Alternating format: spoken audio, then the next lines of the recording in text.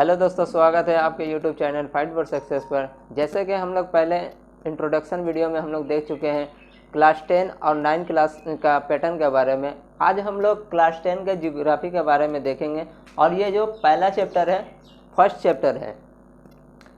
आप लोग बोर्ड पर देख सकते हैं कि टॉपिक्स आज का जो लिखा हुआ है, exogenetic process and result landforms, यानी एक्सोजेनेटिक प्रोसेस क्या होता है और उसके नतीजे में किस तरह का ज़मीन बनता है, कैसा कैसा ज़मीन बनता है, उसके बारे में हम देखेंगे।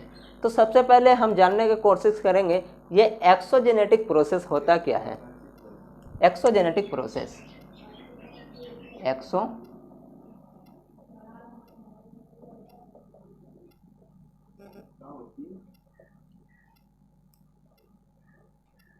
एक्सोजेनेटिक प्रोसेस, एक्सोजेनेटिक प्रोसेस किसे कहते हैं और ये होता क्या है। वो अमल जिसके जरिए जैसे हवा, पानी, ग्लेशियर, धूप, पाला और लहरों की वजह से जो बुलंद चट्टान होते हैं या बुलंद सतह होते हैं वो टूट जाते हैं।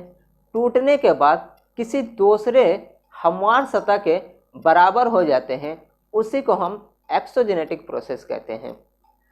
एक्सोजेनेटिक प्रोसेस जो होता है दरअसल वो बैरूनी तौर पर होता है, यानी खारजी तौर पर होता है। यानी एक्सो के माने ही होता है बैरूनी, यानी खारजी। और ये अमल जो होता है बैरूनी तौर पर होता है, लगातार होते रहता है। इस वजह से हम इसे एक्सोजेनेटिक प्रोसेस कहते हैं। अब जो एक्सोजेनेटिक प्रोसेस है इसमें 3 तरह के आते हैं, 3 किस्म होते हैं। पहला जो होता है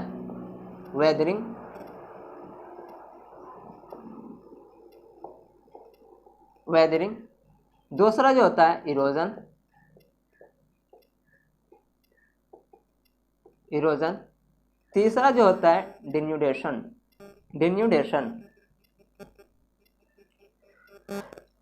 होता है। यानी ये 3 तरह का होता है। तो सबसे पहले हम देखेंगे वेदरिंग के बारे में।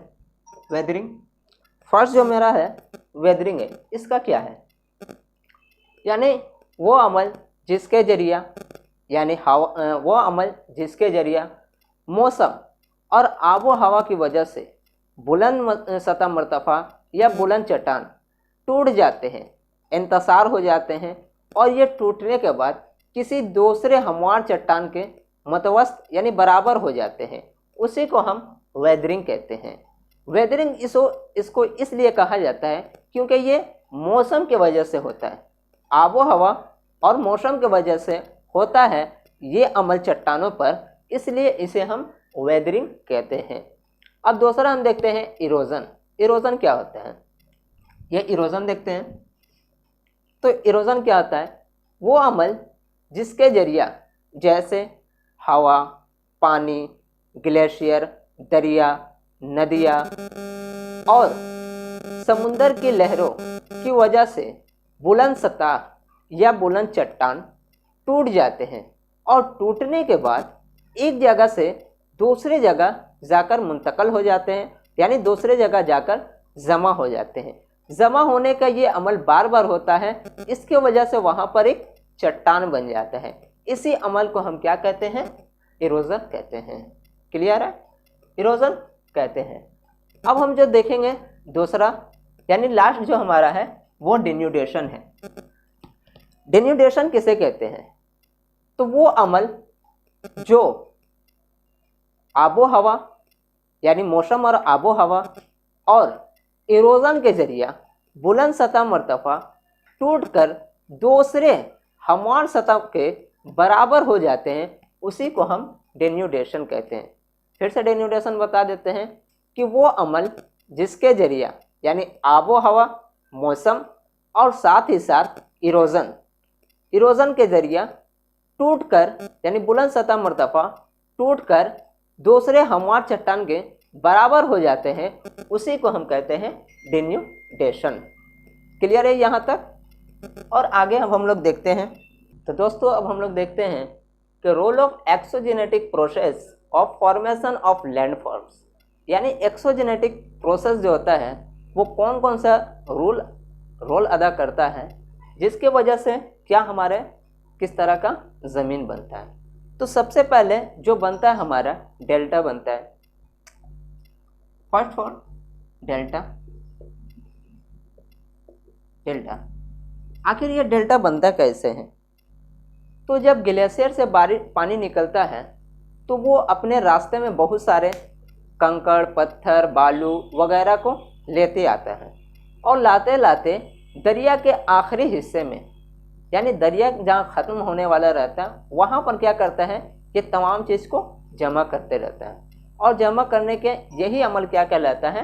डेल्टा कहलाता है। यानी उस तरह से डेल्टा बनता है।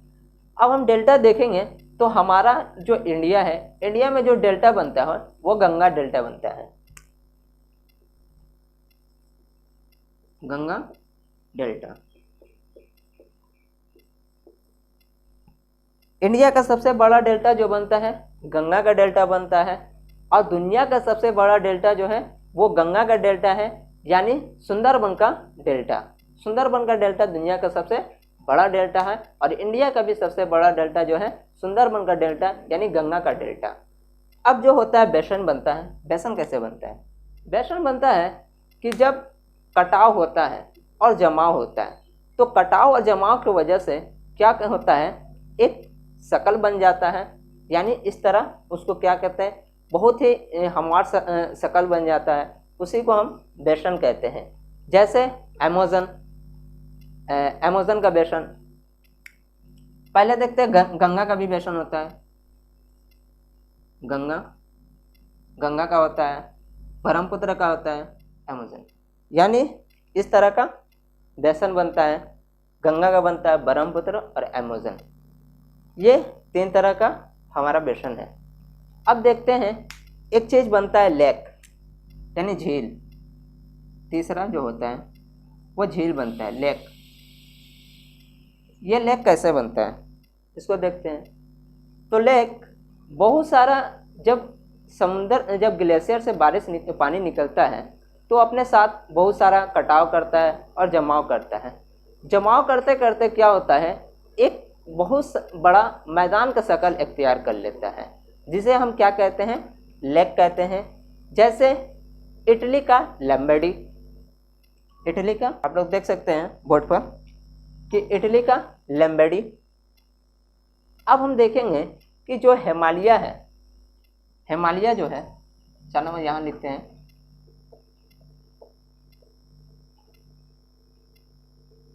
हिमालय। ये हिमालय का वजूद कैसे हुआ, यानी ये हिमालय बना कैसे है?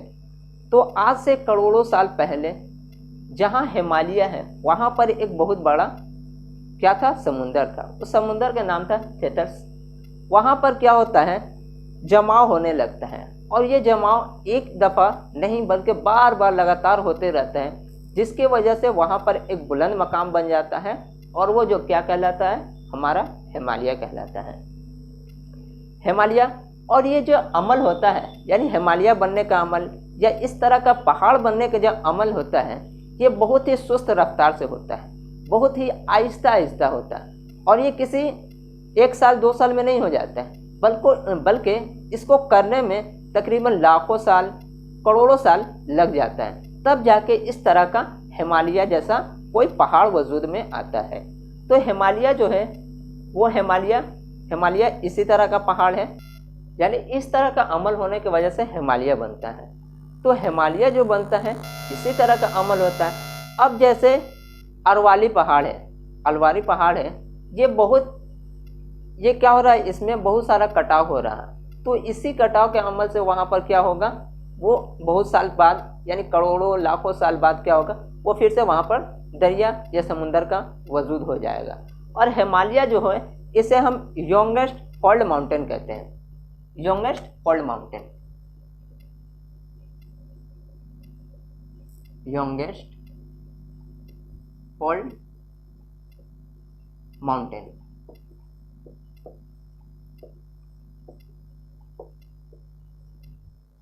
हिमालय को हम यंगेस्ट फोल्ड माउंटेन कहते हैं।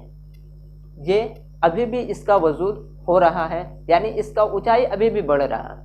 ये ऐसा है पहाड़ है हिमालय जो अभी भी बढ़ रहा है और बढ़ते रहेगा। अभी तक इसका जो ऊंचाई है यानी हाइट है 8,856 मीटर है। 8,856 मीटर है, ये हिमालय का ऊंचाई है। यानी हिमालय में जो है माउंट एवरेस्ट, इसका ऊंचाई है माउंट एवरेस्ट का, यानी 8,856। ये हिमालय में एक चोटी है जिसका नाम है माउंट एवरेस्ट, उसी का ऊंचाई है 8,856। आप लोग ध्यान से सुनिएगा कि हिमालय में एक चोटी है जो सबसे बड़ा चोटी है, उस चोटी का नाम है माउंट एवरेस्ट और उसका ऊंचाई जो है यानी हाइट जो है 8,856 मीटर। ये यहाँ तक रहा। दोस्तों अब हम लोग देखते हैं river as a part of hydrological cycle और वाटर साइकिल। यानी रिवर जो है यानी दरिया जो है एक हाइड्रोलॉजिकल साइकिल के तौर पर काम करता है या वाटर साइकिल के तौर पर काम करता है। ये कैसे करता है इसको देखते हैं। तो सबसे पहले सूरज की रोशनी जब समुंदर पर पड़ता है तो समुंदर का पानी गर्म हो जाता है। गर्म होने के बाद क्या होता है, वो भाप बन जाता है और ये भाप आहिस्ता आहिस्ता ऊपर की तरफ उठता है और ये ऊपर जाकर बादल में चेंज हो जाता है। जब बादल में तब्दील हो जाता है तो ये बादल किसी वजह से ठंडा हो जाता है। ठंडा होने के बाद ये बारिश की शक्ल या बर्फबारी की शक्ल इख्तियार कर लेता है और ये ज़मीन पर फिर से वापस आता है, यानी पहाड़ पर आ गया। यानी पहाड़ पर आने के बाद फिर से वो कहाँ चला जाता है, समुंदर में चला जाता है, ओशन में चला जाता है। इसी अमल को हम, इसी साइकिल को हम लोग क्या कहते हैं, वाटर साइकिल या हाइड्रोलॉजिकल साइकिल कहते हैं। मान लीजिए यहाँ पर एक समुंदर है, ये समुंदर का पानी ऊपर उठा, यहाँ पर सन, ये पानी ऊपर उठा, यहाँ पर एटमॉस्फेयर है, एटमॉस्फेयर है और यहाँ पर क्या बनेगा, क्लाउड बनेगा। ये क्लाउड जब ठंडा होगा तो क्या होगा, फिर से बारिश बनेगा। तो यहाँ पर जो पहाड़ है तो ये पहाड़ पर जब बारिश ऐसे बारिश आए तो ये फिर से कहाँ चल जाएगा, दरिया में। इसी साइकिल को हम लोग क्या कहते हैं, हाइड्रोलॉजिकल साइकिल। आप लोगों को क्लियर समझ में आ गया होगा। दोस्तों अब हम लोग देखते हैं रिवर बेसन। रिवर बेसन होता क्या है उसका बारे में। जब किसी पहाड़ से एक दरिया निकलता है तो वो दरिया कुछ दूर तक जाने के बाद उसका एक माउन नदिया हो जाता है। वो माउन नदिया जब आगे बढ़ता है तो बढ़ते बढ़ते क्या होता है, उसका बहुत सारे शाख बन जाते हैं। यानी मान लेते हैं एक पहाड़ है, ये पहाड़ से यहाँ पर एक दरिया निकला, ये दरिया, और ये दरिया जैसे ही आगे बढ़ता है तो ये बहुत सारे माउन नदी में बढ़ जाते हैं, कुछ इधर ऐसे ऐसे इस तरह का बहुत सारा हिस्सा में बढ़ जाता है। तो इसी को हम क्या कहते हैं, रिवर बेसन। एक हम डायग्राम बनाए हैं जिसका जरिए आपको समझाने की कोशिश करेंगे ये रिवर सिस्टम होता क्या है। तो सबसे पहले ये सोर्स है, यानी किसी पहाड़ से एक दरिया निकल रहा, ग्लेशियर निकला, ये निकलने के बाद तो वो रास्ता में होते होते यहाँ पर एक मेंडर बनेगा, मेंडर बनता है। जब दरिया रास्ता से होते जाता है तो वो अपने साथ कुछ कटाव करता है। तो जब वो कटाव करता है तो जिसके नतीजे में एक ऑक्सबो बनता है, ये इसका ऑक्सबो है। यानी फिर उसके बाद आगे जाता है। आगे जाने के बाद जब दरिया ख़त्म हो जाता है तो दरिया जैसे ही ख़त्म होता है तो वो तो अपने साथ बहुत सारा कंकड़, बालू, पत्थर, छोटे छोटे चट्टान वगैरह लोग लेकर आया था। इसके वजह से दरिया के आखिरी हिस्से पर वो क्या बनाता है, डेल्टा। डेल्टा कुछ नदियाँ ऐसे हैं जो डेल्टा बनाते हैं और कुछ नदियाँ ऐसे हैं जो डेल्टा नहीं बनाते हैं। जैसे जो डेल्टा नहीं बनाते हैं उसको हम क्या कहते हैं, एस्चुरी कहते हैं। जो नदियाँ डेल्टा बनाते हैं, कुछ नदियाँ डेल्टा बनाते हैं और कुछ नदियाँ डेल्टा नहीं बनाते हैं, उसे हम क्या कहते हैं, एस्चुरी कहते हैं। अब दरिया जो है यहाँ से निकलने के बाद यानी दरिया किसी खलीज में गिर जाता है, बे में गिर जाता है, तो जहाँ पर दरिया ख़त्म होता है उसको हम क्या कहते हैं, माउथ कहते हैं। अब हम देखते हैं कि कोर्स ऑफ रिवर क्या होता है, या उससे पहले एक चीज़ देख लेते हैं, इंटरफ्लूवस क्या होता है। इंटरफ्लूवस, ये इंटरफ्लूवस क्या होता है इसको देखते हैं सबसे पहले। तो जब एक पहाड़ से यानी दो दरिया के बीच में एक पहाड़ होता है, यानी सिलसिला को होता है, दो दरिया के बीच में एक सिलसिला को होता है, उसी को हम क्या कहते हैं, इंटरफ्लूवस कहते हैं। उसे हम क्या कहते हैं, इंटरफ्लूवस कहते हैं। यानी दो दरिया के बीच में एक पहाड़ होता है, उसको हम इंटरफ्लूवस कहते हैं। अब देखते हैं हम course of river. Course of river, course of river, course of river किसे कहते हैं। दोस्तों फिर से हम देखते हैं इंटरफ्लूवस रिवर क्या होता है। ये इंटरफ्लूवस रिवर क्या है, तो इंटरफ्लूवस रिवर उसे कहते हैं दो दरिया के दरमियान में एक सिलसिला को, यानी कोई पहाड़ हो, उसी को हम क्या कहते हैं, इंटरफ्लूवस रिवर कहते हैं। अब हम देखते हैं कोर्स ऑफ रिवर क्या होता है। ये कोर्स ऑफ रिवर क्या होता है, जहाँ से दरिया निकलता है उसे हम सोर्स ऑफ रिवर कहते हैं। सोर्स ऑफ रिवर, ये ओरिजिन। सोर्स ऑफ रिवर यानी जहाँ से दरिया निकलता है उसको कहते हैं हम सोर्स ऑफ रिवर कहते हैं। जहाँ से दरिया निकलता है उसको सोर्स ऑफ रिवर, और जहाँ जाकर दरिया ख़त्म हो जाता है, यानी दरिया जहाँ ख़त्म होता है उसको हम कहते हैं mouth of river. Mouth of river.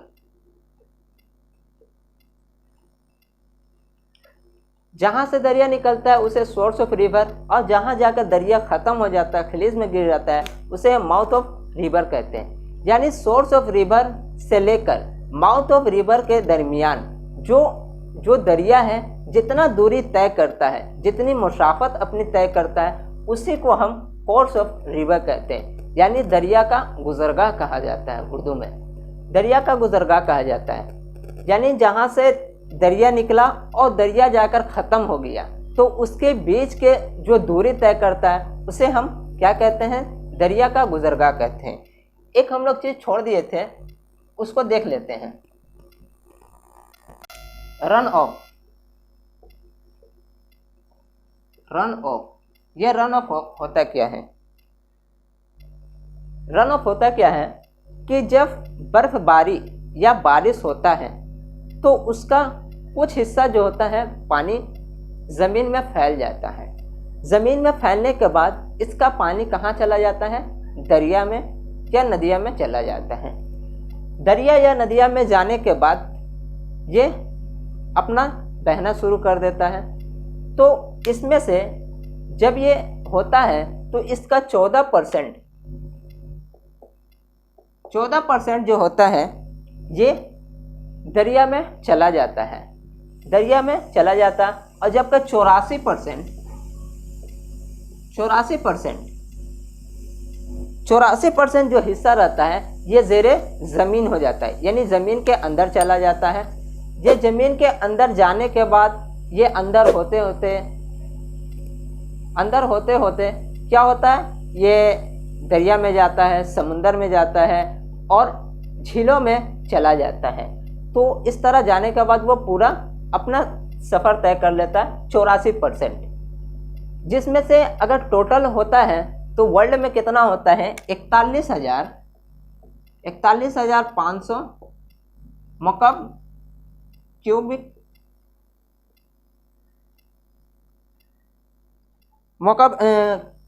Kilometre होता है, जिसमें 41,500, जिसमें सबसे ज़्यादा अगर रन ऑफ होता है वो हमारा एशिया में होता है, और सबसे जो कम होता है वो कहाँ होता है, ऑस्ट्रेलिया में। क्योंकि ऑस्ट्रेलिया एक खुश्क इलाका। सबसे ज़्यादा कहाँ होता है, रन ऑफ एशिया में होता है, और सबसे कम जो होता है ऑस्ट्रेलिया में होता है। ऑस्ट्रेलिया में इसलिए होता है क्योंकि वहाँ जो बर्रे आजम है ऑस्ट्रेलिया का वो खुश्क है, इसलिए सबसे कम होता है। तो दोस्तों अगर ये वीडियो आपको अच्छा लगा तो लाइक शेयर कमेंट जरूर करें और साथ ही साथ हमारे चैनल को सब्सक्राइब कर दें और नीचे दिए गए बेल आइकन के प्रेस कर दें ताकि आने वाले का वीडियो आपको मिलता रहे। जय हिंद।